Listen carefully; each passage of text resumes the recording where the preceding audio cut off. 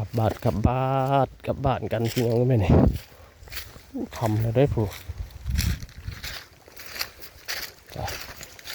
เสียงรถเข้ามาเลยเสียงรถไถสะบัดมาเลยโอ้รถกระจอดเมียนได้ปลาสูตร2 โตใส่ใหญ่ๆเลยเบิดใหญ่เท่านี้แหละเบิกส่งทั้งหมดปลาสูตรบ้านเอากันแล้วปลาคอน้อยช้ำปูมือนี่แหละตัวนึงปลาแห้งเลยชัวจะเป็นแห้งกี่พุ่น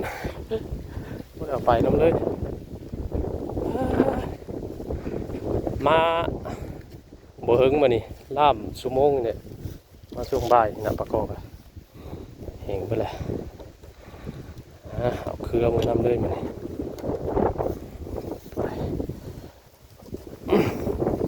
โอ้ยอยู่พวกกินเลยสันนี่กับพี่น้องเอ้ยไปกลับบ้านเนี่ย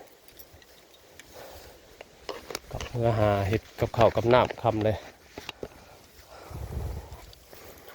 จดนี่ล็อกคอไว้โอเคพี่น้องพ่อกันอีกมาบ้านหน้าแหละคือชื่อมาทางใดแหละ